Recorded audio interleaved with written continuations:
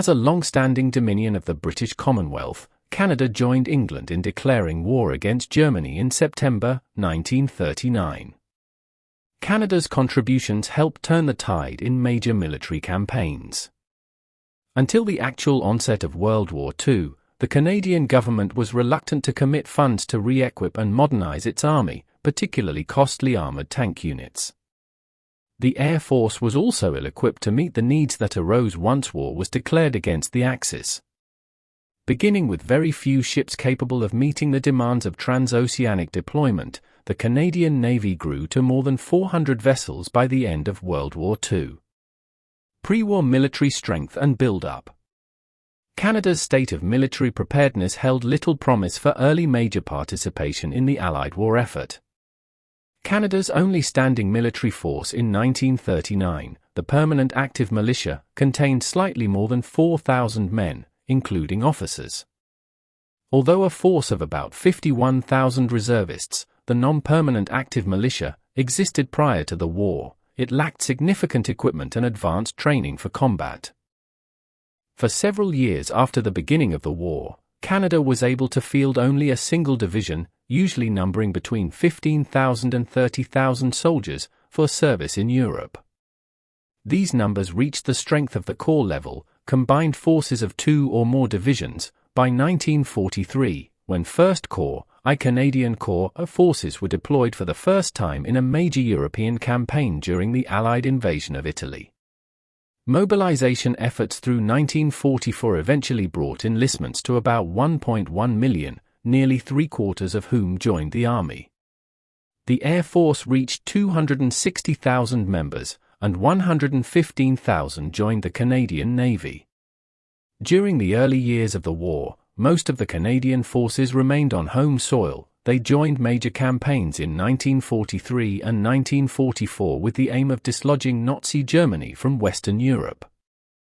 Canadians joined the build-up of Allied forces needed to meet that task, amassing a total of 5 divisions stationed in England just prior to the D-Day invasion of France in 1944.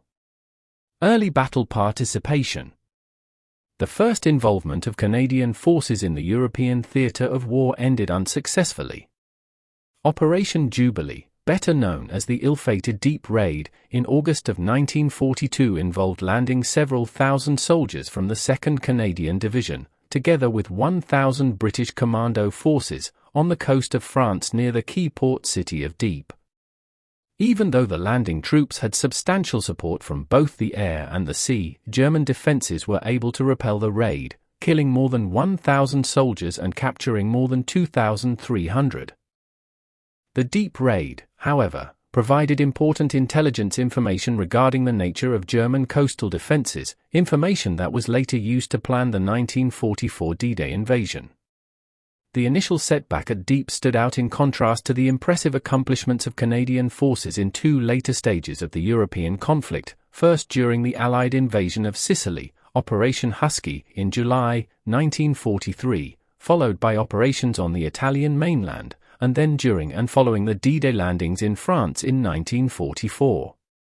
The troops that fought in Italy included forces from the 1st Canadian Division, tanks from the 5th Canadian Armoured Division, and an additional armoured brigade.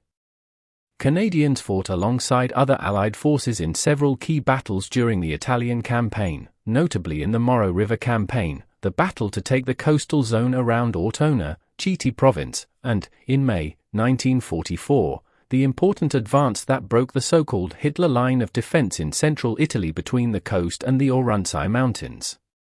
This campaign, which was a joint operation involving the British 8th Army, the 1st Canadian Infantry Division, the 5th Canadian Armoured Division, and Polish forces, played a key role in the advance toward the liberation of Rome in June 1944.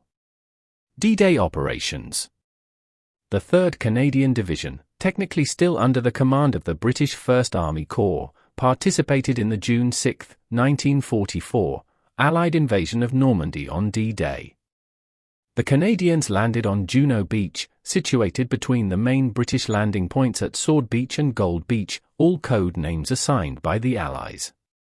In the first stages of combat, the Canadians suffered important casualties, about 1,000 killed or injured.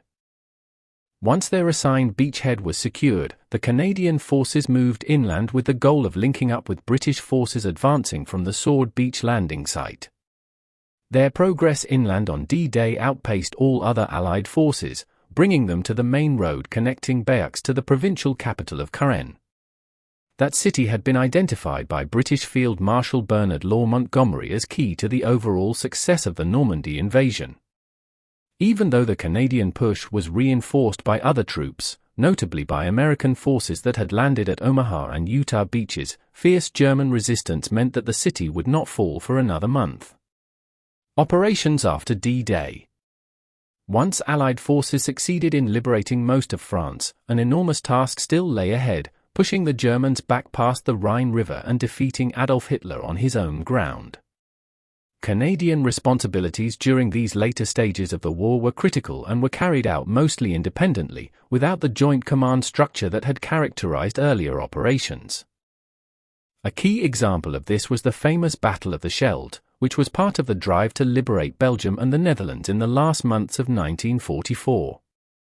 Although British forces captured the major Belgian port of Antwerp on the Rhine, the strategic river delta separating Antwerp from the North Sea, the Scheldt, remained in German hands.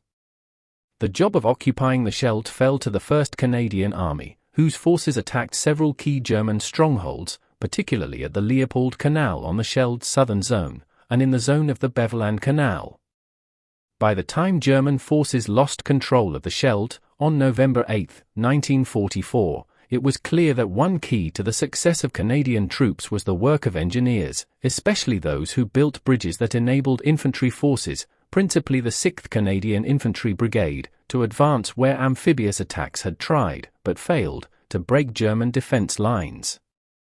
The cost of this offensive was great. By the time the ports were cleared on November 8, after 5 weeks of fighting, nearly 13,000 Allied forces were killed, wounded, or missing, about half of them Canadian. During what would be called the Rhineland Campaign in the first months of 1945, Canadian forces were responsible for a battle line of about 360 kilometers, about 220 miles, running from the Maas River, called the Meuse in France, where it has its origins before joining the Rhine, to Dunkirk near the French-Belgian-Flemish border. In an initial stage of the Rhineland Campaign, starting February 8, Allied forces, including 9 British divisions, plus Belgian, Polish, Dutch, and US units, were under the command of General H.D.R.G. Crerar of the 1st Canadian Army. Moving toward the strategic German defense zone of the Reichswald Forest, much of which had been flooded when the Germans destroyed an entire network of dikes, these forces had to rely heavily on amphibious operations headed by the Canadian 3rd Divisions. Known as the Water Rats. The Rhineland Campaign depended on the capture of major fortifications in the Hochwald Forest, an operation, dubbed Blockbuster, that was carried out by the 2nd Canadian Corps between February 27 and March 3. The Canadians captured Xanten, just east of the Hochwald Forest, on March 10, opening the way for the American 9th Army to move into the area from the south. As the Germans retreated across the Rhine, the 2 main Allied forces, including major Canadian units, joined and were able to cross the Rhine. Germany's defeat in Western Europe became imminent. Impact. Canadian military forces expanded quickly from pre-war levels to participate as a major part of the Allied war effort. By the D-Day offensive of June 1944, they were able to make significant contributions, and they continued to play large roles in major campaigns that brought down the German war effort.